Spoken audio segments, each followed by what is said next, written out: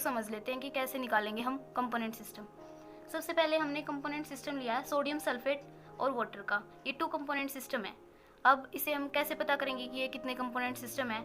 इसके लिए हमें मतलब डिफरेंट मेथड हैं, जैसे कि हम एज्यूम करके चल सकते हैं कि इसमें डिसोसिएशन नहीं हुआ। स्टार्टिंग में हम यही देख लेते हैं कि इसमें डिसोसिएशन नहीं हुआ, मीन्स अगर कोई डिसोसिएशन नहीं हुआ है तो हम ऐसे ही लिखेंगे सोडियम सल्फेट प्लस वाटर। हमारे पास कितने स्पीसीज है, यहाँ पे स्पीसीज बतानी थी कि सिस्टम में कितनी स्पीसीज प्रेजेंट है, तो ये कितने स्पीसीज है 1 2, 2 स्पीसीज है। कंपोनेंट कैसे निकालेंगे? स्पीसीज, यहाँ पे कोई केमिकल इक्विलिब्रियम नहीं है क्योंकि यहाँ पे डिसोसिएशन ही नहीं हो रहा है, तो कितना यहाँ पे 0। रिस्ट्रिक्शन भी कोई नहीं है क्योंकि अगर कोई केमिकल इक्विलिब्रियम ही नहीं हो रहा है और कोई आयन ही नहीं बनेंगे, न्यूट्रलिटी कहाँ से आएगी और कहाँ से इसमें कोई गैसेस भी नहीं है, तो नो रिस्ट्रिक्शन। तो कितना आ गया 2। तो ये कितना है 2 कंपोनेंट सिस्टम है। अब सेकंड हम कैसे निकाल सकते हैं? By assuming complete dissociation of salt. यहाँ पे सॉल्ट क्या है? Sodium sulphate. सोडियम सल्फेट कैसे डिसोसिएट होता है? 2Na पॉजिटिव प्लस में SO4 2 नेगेटिव। और वाटर हम एज इट इज़ रहने देंगे। वाटर को हम एज इट इज़ भी रख सकते हैं, इसका डिसोसिएशन भी दिखा सकते हैं। याद रखें कि वाटर हमेशा पार्सली डिसोसिएट होता है, कभी भी कम्प्लीटली डिसोसिएट नहीं होता। ये इक्विलिब्रियम बनाता है H आयन और OH आयन के साथ, ऐसे। अब मैंने ये क्यों कहा कि अगर वाटर का डिसोसिएशन दिखाना चाहें तो दिखाएं, नहीं दिखाना चाहें तो नहीं दिखाएं। ये मैंने इसलिए कहा क्योंकि देखो यहाँ पे वाटर है, इसे हम एक स्पीसीज गिनेंगे, ठीक है, एक स्पीसीज गिनेंगे, एक स्पीसीज ये, एक स्पीसीज ये, यहाँ पे 3 स्पीसीज गिनी जाएंगी अगर हम डिसोसिएशन दिखाते हैं तो वाटर का 3। पर उसमें से हमें 2 रिस्ट्रिक्शन के मतलब 2 माइनस करने पड़ेंगे, एक रिस्ट्रिक्शन के लिए और एक केमिकल इक्विलिब्रियम के लिए। ये केमिकल इक्विलिब्रियम है और इसमें H और OH आयन की कंसंट्रेशन भी बराबर हो रही है, क्योंकि अगर एक वाटर मॉलिक्यूल है तो एक H आयन होगा और एक OH आयन होगा। अगर 2 वाटर मॉलिक्यूल है तो ऐसे ही 2 होंगे, तो मीन्स इनकी कंसंट्रेशन इक्वल ही मिलेगी हमें वाटर के केस में। तो हमें 2 तो वैसे भी माइनस करने पड़ेंगे, तो मतलब लास्ट में हमारे पास एक ही आएगा। तो इसकी मतलब हम दिखाएं या ना दिखाएं डिसोसिएशन हमारी मर्जी है।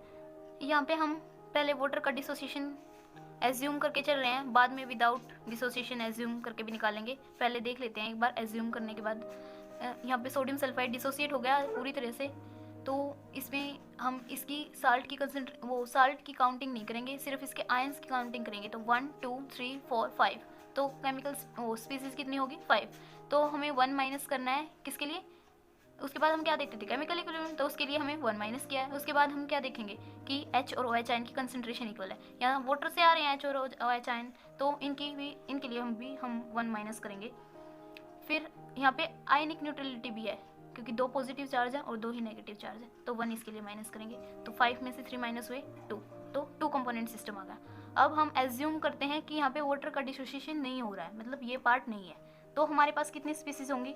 सॉल्ट की हमें काउंट नहीं करनी क्योंकि सॉल्ट पूरी तरह से डिसोसिएट हो चुका है। तो 1 2 3 कितने हैं हमारे पास? अभी 3 केमिकल स्पीसीज है इसके अकॉर्डिंग, और यहाँ पे कोई केमिकल इक्विलिब्रियम तो है नहीं, तो 0 रिस्ट्रिक्शन हमारे पास एक ही है, वो है आयनिक न्यूट्रलिटी की। तो 1 माइनस करने के बाद कंपोनेंट सिस्टम। देखा, दोनों ही तरीके से हमारा सेम आंसर आया। अब हम डिसोसिएशन एज्यूम करके चलते हैं। जब डिसोसिएशन वर्ड लिखा हो तो हम उसे ऑटोमेटिकली मान के चलेंगे कि पार्शियल डिसोसिएशन हो रहा है। अब यहाँ पे हम पार्शियल डिसोसिएशन दिखाएंगे सोडियम सल्फेट का और वाटर का भी। 2Na पॉजिटिव प्लस में SO4 2 नेगेटिव, ऐसे ही वाटर H पॉजिटिव प्लस में OH नेगेटिव। अब हम स्पीसीज काउंट करेंगे। सबसे पहले स्पीसीज कितनी है इसके अंदर? अब यहाँ पे क्योंकि पार्सली डिसोसिएशन हो रहा है तो हम यहाँ पे साल्ट की भी कंसंट्रेशन को काउंट करेंगे। तो 1 2 3 4 5 6, कितने स्पीसीज होगी हमारे पास? 6। इक्विलिब्रियम कितने हैं हमारे पास? 1 2। देन रिस्ट्रिक्शन HOH आयन की कंसंट्रेशन इक्वल है, तो 1 इसके लिए माइनस करेंगे। फिर चार्ज भी बैलेंस हो रहे हैं, तो 1 इलेक्ट्रिकल न्यूट्रलिटी के लिए, तो 6 में से 4 गए 2, तो 2 कंपोनेंट सिस्टम। हम तीनों ही मेथड से निकाल सकते हैं कि कितना कंपोनेंट सिस्टम, तीनों से बता दिया है मैंने। आपकी मर्जी है जिससे आप निकालना चाहें, पर अगर ये थ्योरी में आता है तो आप तीनों से निकाल के दिखाओगे तो बेटर रहेगा।